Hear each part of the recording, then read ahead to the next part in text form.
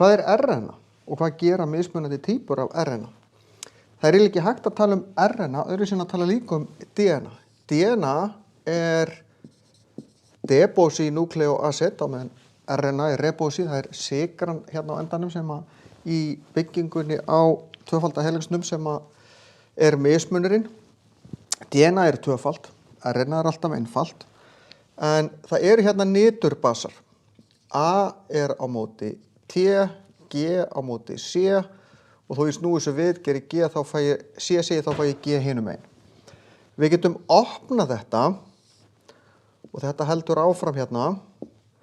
Hérna gæti til dæmis komið A, G, T, C, A, ég er bara að búa til eitthvað og þá kemur alltaf það sama hinum megin. Þetta getur ekki raðast öðruvísi, en þegar þetta er orðið svona, að þá getum við farið að búa til annan þráð hérna innan á þessu og svo heldur þetta áfram.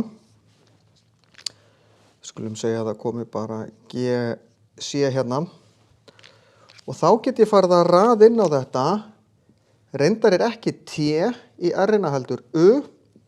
Hérna kemur C, A, C, G og við skulum segja að það komi hérna eitt U í staðinn í viðbót. Þetta er mRNA.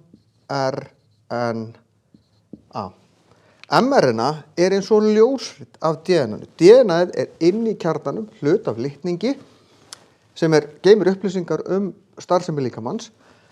DNA-ið er grunntekningin á okkur. Fer aldrei neitt, er alltaf inn í kjarnanum. Síðan er eins og það sé tekið ljósrit til þess að senda út í umfrymið, til þess að gera eitthvað við þetta og það er RNA-ið. mRNA fer út úr kjarnanum.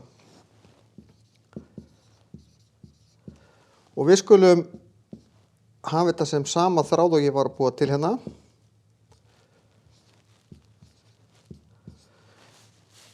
Hverjir þrír basar í röð? Þetta kallast tákni, kódan á ensku, því að einn svona tákni, hann táknar eina amínósýru. Síðan kemur önnur týpa af RNA, þetta er kallað ribosóm eða rRNA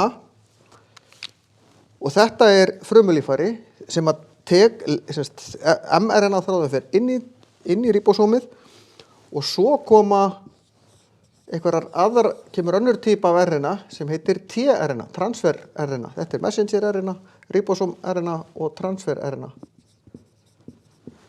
Og það kemur með einhverja ákveðna amínósýru og er með stafina hér sem passa á móti þessu, sjáðu þið. Væri þá með G, C, A. Og þegar það passar hér þá læsist það, amínósýrum verður eftir, svo poppar þetta til hliðar, tRNA fyrir burtin, amínósýrum verður eftir og þá kemur næsta tRNA með næstu amínósýru og þannig verður hægt og rólega til keðja af amínósýrum sem að myndar prótín. Það eru til fleiri svona týpur af RNA en þetta eru þessar aðalgerðir, mRNA, rRNA og tRNA í þessari próteinframleiðslu.